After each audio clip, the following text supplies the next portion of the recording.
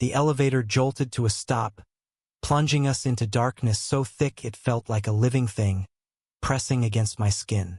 My breath caught, not just from the sudden halt but from the realization that I was trapped in this metal box with him. Elliot, my stepbrother. The guy who'd been a walking storm cloud in my life since our parents' wedding 2 years ago. I could hear his shallow breathing inches away, and in that suffocating blackness, every sound felt like a confession waiting to spill. My name's Caleb Torres, 24, a graphic designer scraping by in Seattle's Fremont district, where neon signs and hipster coffee shops fight for space. I'm Latino, raised by a single mom who taught me to wear my heart on my sleeve, even when it got bruised. Elliot, on the other hand, is 25, black, a brooding barista with a sharp tongue and a knack for disappearing when things get real. We'd never been close. Our parents' marriage was more like a forced roommate situation than a family merger. He'd roll his eyes at my optimism. I'd grit my teeth at his cynicism. But now, here we were, stuck in the creaky elevator of our apartment building, the one I'd always joked would be our doom. "Caleb, you okay?"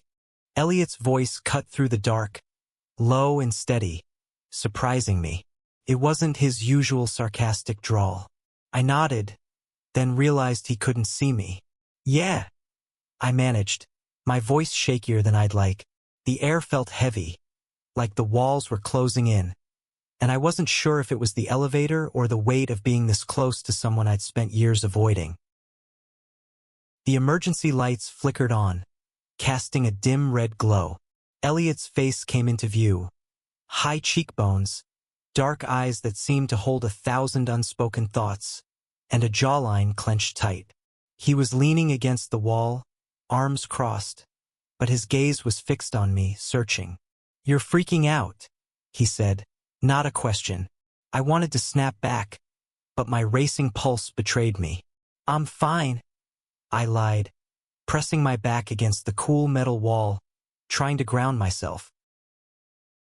He pushed off the wall and stepped closer, too close for the cramped space. "You're not fine.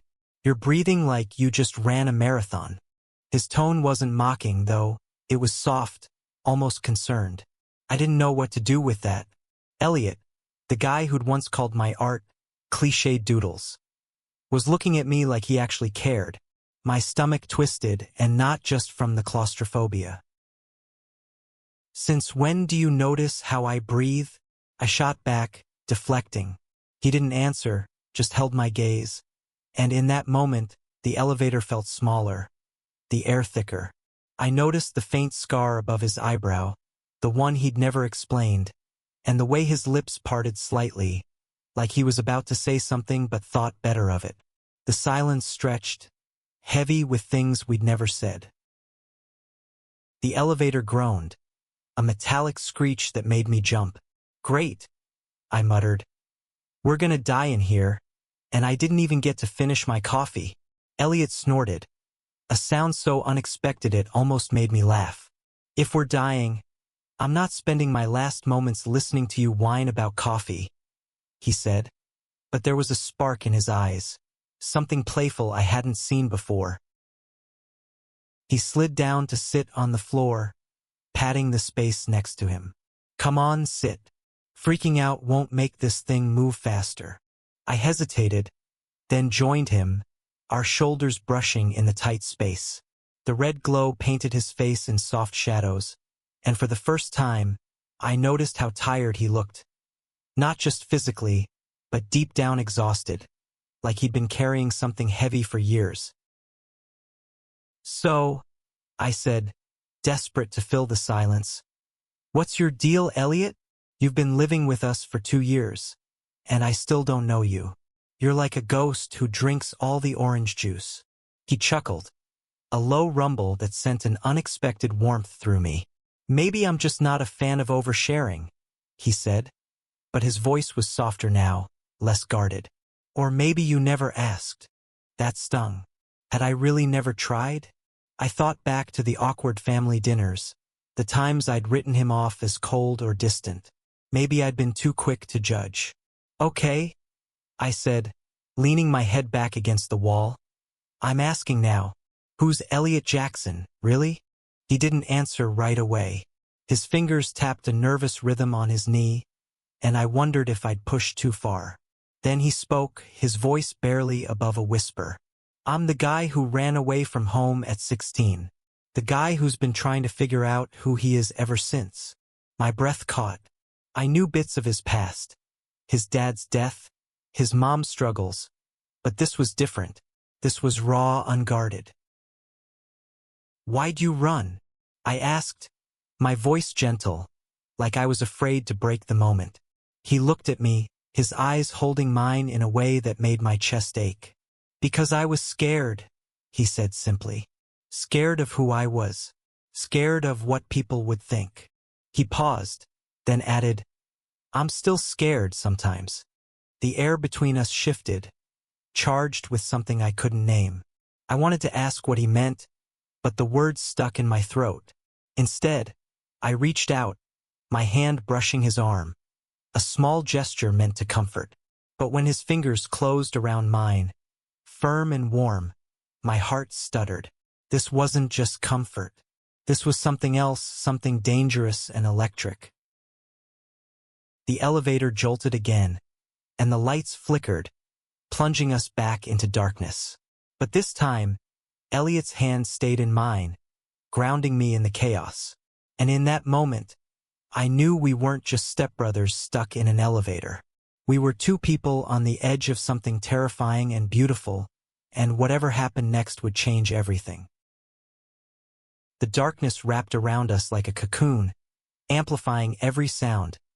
Elliot's steady breathing, the faint hum of the stalled elevator, my own heartbeat pounding in my ears. His hand was still in mine, warm and solid, and I couldn't bring myself to pull away, even though every rational part of me screamed to. This was Elliot, my stepbrother, the guy I'd spent years resenting for his sharp edges and closed-off heart. But now, in this suffocating metal box, those edges felt softer, and his heart seemed closer than ever. Caleb, he said, his voice low, almost hesitant. You ever feel like you're hiding from yourself? The question hit me like a punch, raw and unexpected. I wanted to deflect, to make a joke, but the weight of his words pinned me in place. Yeah, I admitted, my voice barely audible. All the time, I thought about the sketches I'd never shown anyone. The ones tucked away in my desk drawer. Bold, vibrant drawings of men holding hands, kissing, living freely in a way I hadn't dared to. Growing up in a small Latino community, I'd learned early to keep those parts of myself quiet, to smile and nod when my cousins talked about girls, to bury the truth under layers of normal. But here, in the dark, with Elliot's hand in mine, that truth felt closer to the surface than ever. He shifted, his shoulder brushing mine, and I could feel the heat of him, the way his presence filled the small space. When I ran away, he continued, his voice steady but laced with pain, it was because I couldn't face who I was. My dad, he wasn't a bad guy, but he had ideas about what a man should be. And I wasn't that. He paused, and I could hear the weight of years in his silence. I came out to him when I was 15. He didn't yell, didn't hit me. He just looked at me like I'd betrayed him. I couldn't stay after that. My chest tightened. I wanted to say something, anything, to ease the ache in his voice, but all I could do was squeeze his hand. He squeezed back, and that small gesture felt like a lifeline. I'm sorry, I said finally, the words inadequate but all I had. I didn't know. You didn't ask, he said again. But there was no bite in it this time, just a quiet truth. I swallowed hard, guilt twisting in my gut. I'd spent so much time building walls between us, assuming he was just cold, when maybe he was just hurting. The elevator groaned again, a deep, unsettling sound that made my stomach lurch.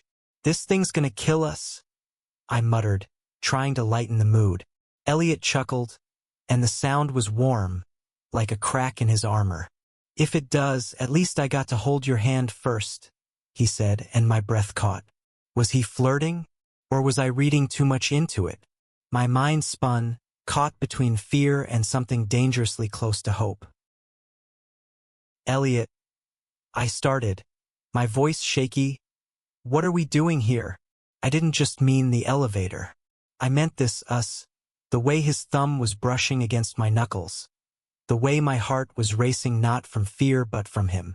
He didn't answer right away, and in the silence, I could feel the weight of everything unsaid between us. I don't know, he said finally, his voice barely above a whisper, but I know I'm tired of running. He turned toward me, and even in the faint red glow, I could see the intensity in his eyes, the way they held mine like he was seeing me for the first time. My pulse thundered, and I felt the pull of something inevitable, like gravity. I leaned in just a fraction, and he mirrored me, our faces inches apart. The air crackled, charged with possibility. I could smell the faint cedar of his cologne, feel the warmth of his breath. My mind screamed that this was wrong. He was my stepbrother, we were family, sort of. But my heart didn't care. It wanted this, whatever this was. The elevator lurched again, and we both froze, the moment shattering. The lights flickered back on, brighter this time, and I pulled my hand away, the sudden distance between us feeling like a chasm. Elliot's jaw tightened, and he looked away, his expression unreadable. We should try the emergency button again, he said, his voice flat, like he was trying to rebuild the walls we'd just torn down. I nodded, my throat tight, and pressed the button. A crackly voice came through the speaker, promising help was on the way. Relief washed over me, but it was tinged with regret. What had we almost done? And why did I want to do it again? As we waited, the silence was different now, heavy with what-ifs. I glanced at Elliot, his profile sharp against the harsh light, and I knew this wasn't over. The elevator might let us out, but the feelings we'd stirred up weren't going anywhere. The maintenance crew arrived after what felt like an eternity, prying open the elevator doors with a screech that echoed in my skull. Elliot and I stumbled out into the fluorescent-lit hallway of our apartment building, blinking against the brightness. My legs felt unsteady, not just from being trapped but from the weight of what had happened or almost happened in that dark, confined space. I stole a glance at him, but he was already turning away, his shoulders tense, like he was trying to outrun the moment we'd shared. "Caleb," he said, pausing at the stairwell door, his voice low. "You good?" The question was casual, but his eyes betrayed him, searching mine for something I wasn't sure I could give. I nodded, forcing a smile. "Yeah, thanks for, not letting me lose it in there." He gave a small nod, then disappeared up the stairs, leaving me alone with my racing thoughts. Back in my apartment, I collapsed onto the couch, staring at the ceiling. The memory of Elliot's hand in mine, the way his voice had cracked when he talked about running away, played on a loop in my head. I'd always thought I knew him, arrogant, distant, untouchable. But now I saw the cracks in that facade, the fear and longing he'd hidden so well. And worse, I saw myself reflected in him, the parts of me I'd buried, the truth I'd never spoken out loud. I grabbed my sketchbook, my hands moving before my brain could catch up. I drew him, Elliot's sharp jawline, his guarded eyes, the scar above his brow. But this wasn't just a portrait. It was a confession, each stroke of charcoal a piece of the truth I'd been too scared to face. I was falling for him, my stepbrother, the one person I shouldn't want. The next morning, I found him in the kitchen, pouring coffee with the same deliberate focus he always had, like the world might unravel if he spilled a drop. "Morning," I said, my voice too bright, trying to mask the chaos inside me. He glanced up, his expression unreadable. "Morning," he replied, then went back to his coffee, like nothing had changed. but everything had. We danced around each other for days, polite but distant, like two strangers sharing a house. I threw myself into work, designing logos for a local bookstore, but my mind kept drifting back to the elevator, to the way his thumb had brushed against my hand. At night, I'd lie awake, wondering if he was thinking about it too, or if I'd imagined the spark between us. Then, one evening, I found him in the park across from our building, sitting on a bench under a cherry blossom tree, petals drifting around him like soft pink snow. He was sketching, his pencil moving furiously across a notebook. I hesitated, then approached, my heart in my throat. "Didn't know you drew," I said, sitting beside him. He froze, then closed the notebook quickly, like he'd been caught. "It's nothing," he muttered, but I caught a glimpse of bold, intricate lines. A cityscape, alive with energy. "That's not nothing," I said, genuinely impressed. "You're good, Elliot. Really good." He looked at me, his guard slipping for a moment. "You're not the only one with secrets, Caleb," he said. And there it was again. That electric pull, the unspoken thing between us. I wanted to ask what he meant, to push past the walls he kept rebuilding. But before I could, he stood. "I gotta go," he said, and walked away, leaving me with the scent of blossoms and a gnawing ache in my chest. The next day, I found his sketchbook on the kitchen counter, left open to a drawing of me. Not just my face, but me. Laughing, my eyes bright, my hands mid-gesture, like he'd captured a moment I didn't even know he'd seen. My breath caught. This wasn't just a sketch. It was proof he'd been watching me, seeing me, in a way I'd never imagined. I confronted him that night, holding the sketchbook like evidence. "What is this, Elliot?" I asked, my voice trembling. He looked cornered, his eyes darting from the sketch to me. "It's just a drawing," he said, but his voice was strained, like he was fighting to keep something locked inside. "It's not just a drawing," I pressed, stepping closer. "You see me. You've always seen me, haven't you?" His jaw clenched, and for a moment I thought he'd shut down again. But then he stepped forward, closing the distance between us, and before I could process it, his lips were on mine. The kiss was desperate, hungry, like he'd been holding it back for years. My hands found his face, his stubble rough against my palms, and I kissed him back, pouring every unspoken feeling into it. It was wrong, it was complicated, but it was real, and in that moment I didn't care about anything else. When we finally pulled apart, breathless, his forehead rested against mine. "Caleb," he whispered, "this is gonna mess everything up." I nodded, my heart pounding. "I know," I said, "but I don't care." And for the first time, I felt like I was finally being honest with him and with myself. The days after that kiss were a blur of stolen glances and secret touches, each one a spark that threatened to set our fragile world ablaze. Elliot and I were careful, keeping our distance when our parents were around, but alone we were reckless. Hands brushing in the kitchen, whispered conversations in the dark of the living room. His lips finding mine in moments we stole from the chaos of our lives. Every touch felt like a rebellion, a defiance of the rules we'd both been taught to follow. But guilt was a shadow that followed me everywhere. Our parents, Maria and James, had built a life together, blending our families with hope and stubborn optimism. What would they think if they knew? Would they see us as a betrayal, a fracture in their carefully constructed home? I tried to push the thoughts away, but they gnawed at me, especially when I saw Maria's warm smile or James's quiet pride in us.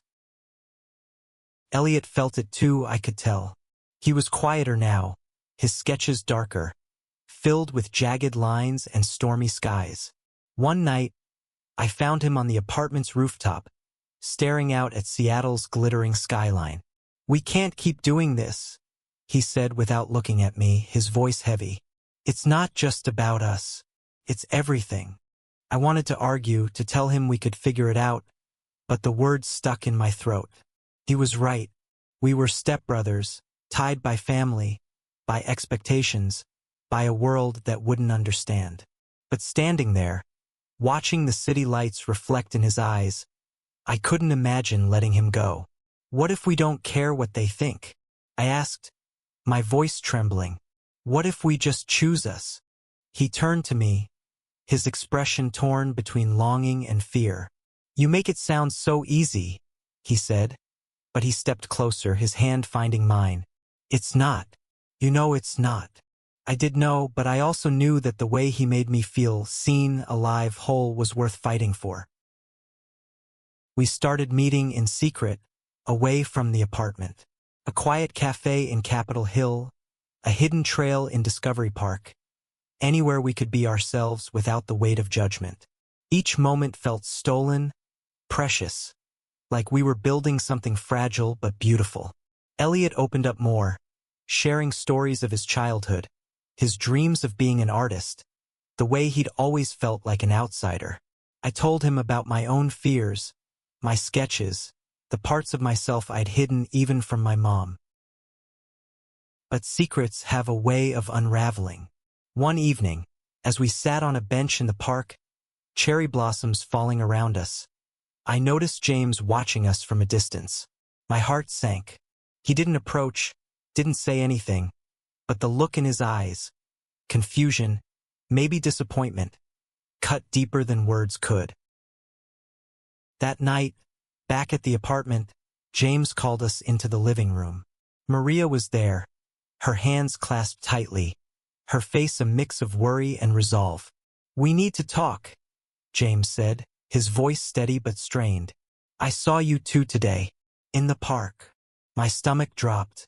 Elliot tensed beside me, his hand brushing mine for a fleeting moment before he pulled away. We're not blind, Maria said softly. We've seen the way you look at each other.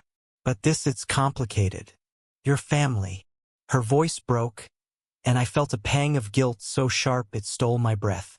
I wanted to explain, to make them understand, but how could I when I barely understood it myself? Elliot spoke first, his voice firm despite the tremor in it. We didn't plan this, he said. We know it's messy, but it's real. I'm not gonna pretend it's not. I looked at him, stunned by his courage, and found my own voice. I love him, I said, the words spilling out before I could stop them. I don't know what that means for us, for the family, but I love him. The room went silent, the weight of my confession hanging in the air. Maria's eyes filled with tears, and James looked away, his jaw tight. We need time, he said finally. This isn't we just need time. They left the room, and I felt like I'd shattered something precious. Elliot took my hand, his grip tight. We'll figure it out, he whispered, but his eyes were filled with doubt.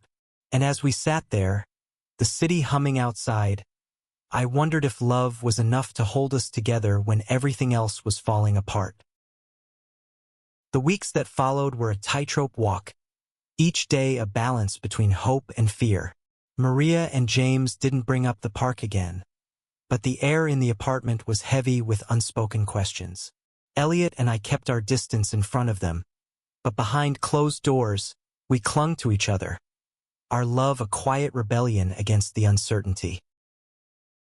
I threw myself into my art, creating a series of paintings inspired by Elliot, bold, vibrant canvases that captured the intensity of his eyes, the curve of his smile, the way he made me feel alive. He was doing the same, his sketches evolving into intricate murals that told stories of struggle and hope. We were building something together, not just a relationship but a shared dream, a world where we could be ourselves. One evening, I found Maria in the kitchen, staring at one of my paintings I'd left on the counter. It was Elliot, his face half in shadow, his eyes bright with defiance. This is beautiful, Caleb, she said, her voice soft. You see him in a way I never could. I froze, unsure what to say. She turned to me, her eyes searching. I don't understand this, not completely. But I see how much you care about each other. That's not nothing. Her words were a lifeline, a crack of light in the darkness. James was harder to read, his silence a wall I didn't know how to climb. But one night, he joined us on the rooftop, where Elliot and I were sketching under the stars. He didn't say much, just sat with us watching the city. Finally, he spoke. I don't know how to feel about this, he admitted. But I know I don't want to lose either of you. It wasn't approval, not exactly, but it was enough. Enough to keep going, to keep fighting for what we had. Elliot and I started planning a future, not just stolen moments but a life.